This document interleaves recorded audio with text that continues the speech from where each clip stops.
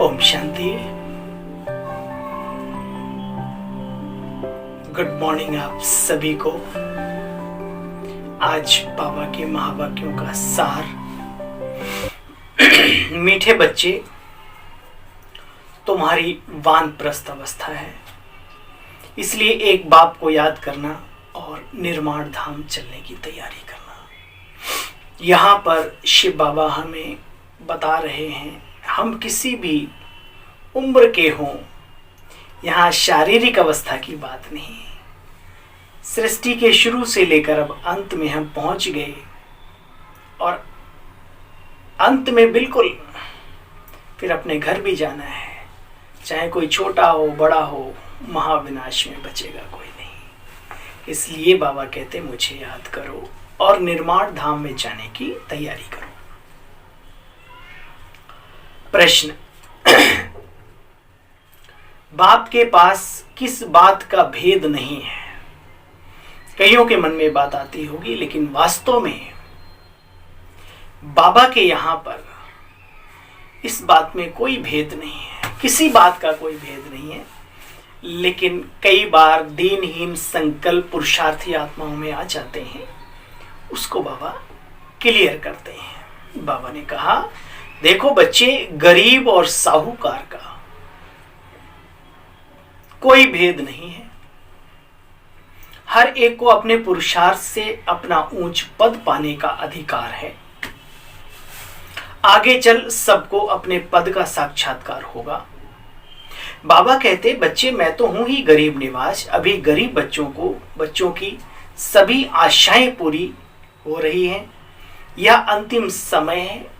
एक कहावत है, किसी की दबी रही धूल में किसी की राजा खाए, सफली हो उसी की जो कर दे नाम धनी के।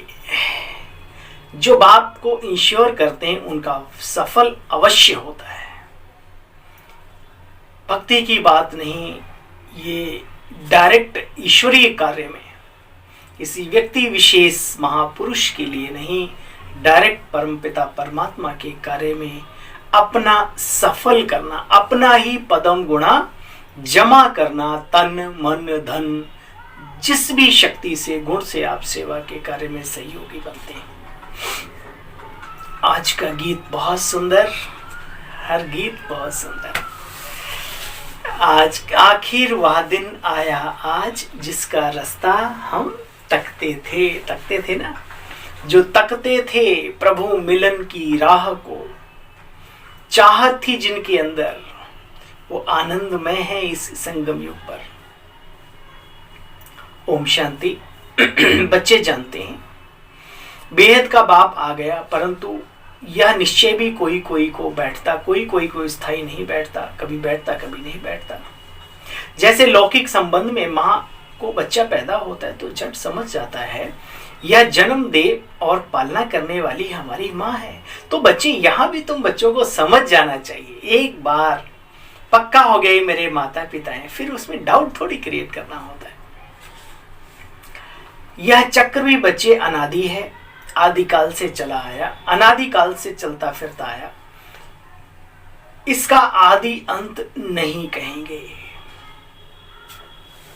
कितनी बार घूम चुका है, अनगिनत बार, इसलिए उसे अनादि शब्द, अविनाशी शब्द, आत्मा परमात्मा और ये प्रकृति, ये तीनों ही अजर अमर अविनाशी सत्ता है।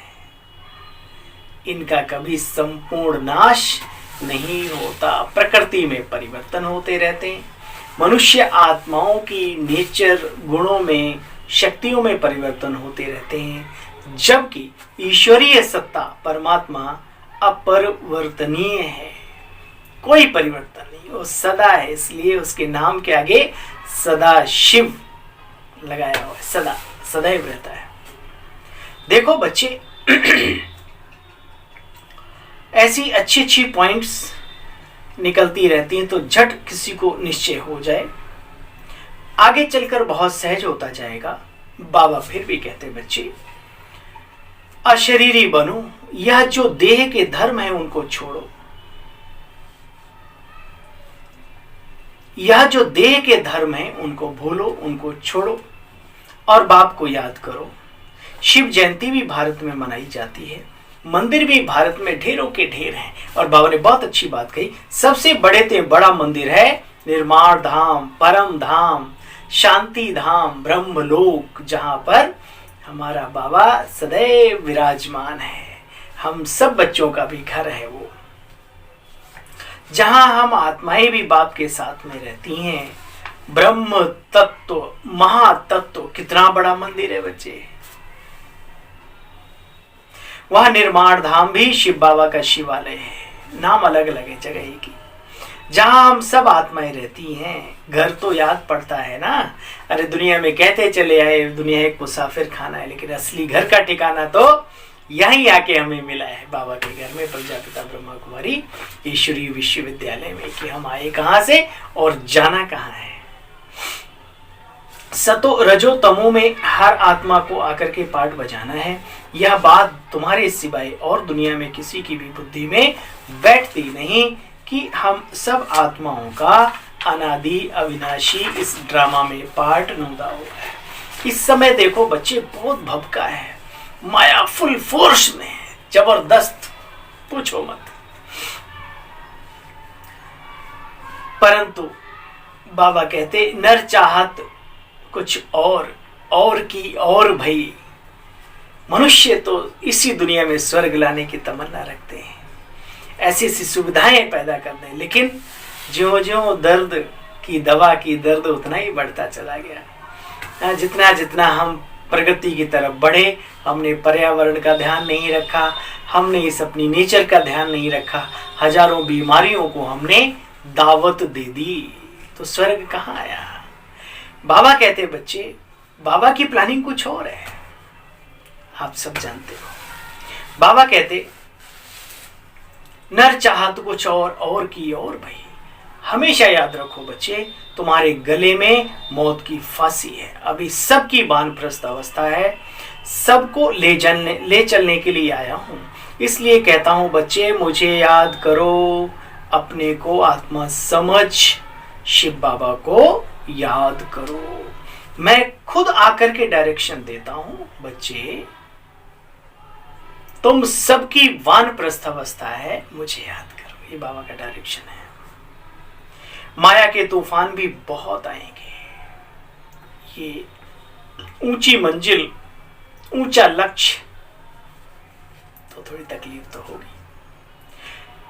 यह बहुत ऊंची मंजिल है, विश्व का बादशाह बनना बच्चे कोई नई बात नहीं, अनेक बार भी तुम बने हो। इस तूफान से पार होकर के अपना राज्य भाग्य प्राप्त किया है। बड़े हैं तूफान, लेकिन हजारों नहीं अनेकों बार, अनगिनत बार हमने इन तूफानों को पार किया है, और फिर पार करके उस लक्ष्य को हासिल करेंगे। कौन कह रहा है, कह कौन रहा है। बाबा कहते जो जिस रीति से पुरुषार्थ करता है उसका साक्षात्कार होता रहता है। मालूम तो पड़ता है ना कौन कैसा पुरुषार्थ करता है। बच्चे, यहां गरीब और साहूकार की कोई बात नहीं, पेट कोई ज्यादा रोटी तो खाता नहीं है, पेटियां भरने के लिए दिक्कत आती है। ठगी से पैसे इकट्ठे करने वालों को नींद नहीं आती बच्चे, कहीं कोई गवर्नमेंट छापा ना डाल दे। देखो बाबा के बच्चे कितने निश्चिंत रहते हैं, बिल्कुल सादा जीवन, उच्च विचार, मेहनत करके अपना आगे बढ़ रहे हैं। बाप कहते याद रखना है बच्चे, ये अंतिम समय है।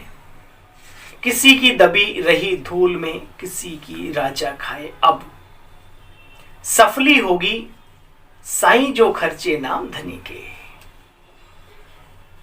मैं आया हूं गरीबों को साहूकार बनाने। बच्चे हिम्मत तो रखो, हिम्मत तो रखनी पड़ेगी ना। चलो कुछ नहीं, हिम्मत तो है, खर्चे की कोई बात नहीं। यह मकान आदि भी देखो बनते हैं, बड़े सिंपल बनते हैं, सब तुम्हारे रहने के लिए हैं। तुम्हारा यादगार भी यहाँ खड़ा है, और चैतन्य में तुम्हारी स्थापना भी हो रही है नई दुनिया की। देलवाड़ा मंदिर को बाबा कहते हैं बच्चे, वहां देखो कैसे स्वर्ग की सीन है, और तपस्या कर रहे हैं अपने को आत्मा समझकर, और हृदय में उस निराकार परमात्मा की याद। तो तुम बच्चे इन बातों को अच्छी तरह से जानते हो, बड़ा वंडर है। ये दिलवाड़ा मंदिर भी वंडरफुल मंदिर है, बड़ा वंडरफुल मंदिर है। मम्मा बाबा यहाँ चैतन्य में भी बैठे हैं और जड़ में यहाँ मंदिर भी पास में है। ये बड़ी वंडरफुल समझने की बात है। बाप को याद करो क्योंकि उनसे ही वर्षा मिलना है। शिव बाबा कहते हैं बच्चे मैं निष्कामी हूँ, अभोक्ता हूँ, यह टोली आदि तुम्हारी कुछ खाता नहीं हूँ, विश्व की बादशाही भी तुम्हारे लिए है और ये खान पान भी सब तुम्हारे लिए। बच्चे मैं तो तुम्हारा सर्वेंट हूँ। बाबा की जिगरी बात सुन करके दिल हिल जाता है। बाबा को हमारे कुछ नहीं चाहिए, निष्काम सेवाधारी। बच्चे मैं तो सर्वेंट हूं। जो सारी दुनिया का मालिक है वो हमें कह रहा है बच्चे मैं तो सर्वेंट हूं, सर्वेंट। मेरे आने का टाइम भी मुकर्रर है। कल्प कल्प अपने बच्चों को राज्य भाग्य देकर मैं निर्माण धाम में जाकर बैठ जाता हूं। ऐसे बाप को क्यों तुम बच्चे भूल जाते हो? बाप तो तुमको स्वर्ग की बादशाही देने आते हैं तो भी तुम उन्हें भूल जाते हो। किसी को बाप का परिचय देने का तरीका बहुत अच्छा है। पूछो तुम्हारा परमात्मा से क्या संबंध है? अब उस परमात्मा की श्रीमत मिलती है जिस श्रीमत से तुम बच्चे श्रेष्ठ ते श्रेष्ठ बन सकते हो। कोई भी बन सकता है उसकी श्रीमत का पालन करके। अच्छा, मीठे मीठे स्किल दे बच्चों प्रति माता पिता बाप दादा का याद प्यार और गुड मॉर्निंग। रूहानी बाप की रूहानी बच्चों को नमस्ते। नमस्ते मीठे बाबा, नमस्ते। सारा सार बुद्धि में घूम जाए एक बार। वरदान। बालक सो मालिक की सीढ़ी चढ़ने और उतरने वाले बेफिक्र डबल लाइट भव। बालक सो मालिक की सीढ़ी, अवस्था की नहीं, बालक सो मालिक जो मानसिक स्थिति है उसमें सदा बच्चे स्मृति रहे। मालिक के साथ मैं बालक भी हूं, बालक के साथ मालिक भी हूं।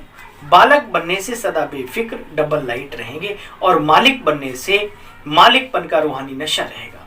राय देने के समय मालिक और मैं जब मेजॉरिटी फाइनल करते हैं तो उस समय बालक, यह बालक और मालिक बनने की एक सीढ़ी है।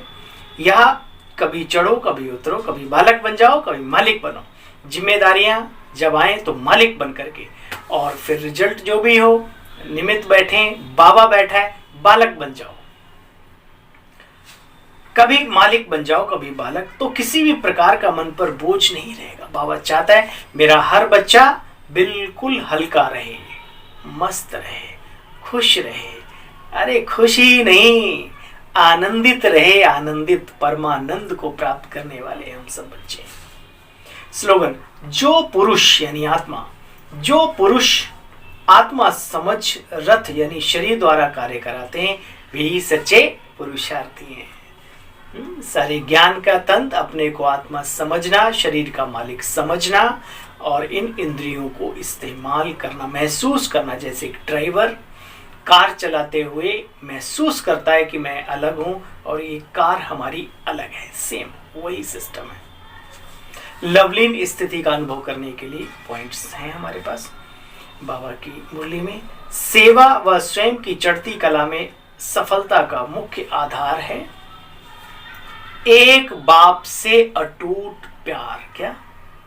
एक बाप से अटूट प्यार, ये बहुत बड़ी ताकत है ब्राह्मण जीवन की। बाप के सिवाय और कुछ भी दिखाई ना दे। बातें बहुत आएंगी, बहुत सारी आत्माएं आएंगी अपनी तरफ खींचने के लिए, बहुत सारे लोग आएंगे भगवान से तुम्हें दूर करने के लिए, बहुत सारी ऐसी परिस्थितियां पैदा होंगी, कभी कभी मन मायूस होगा।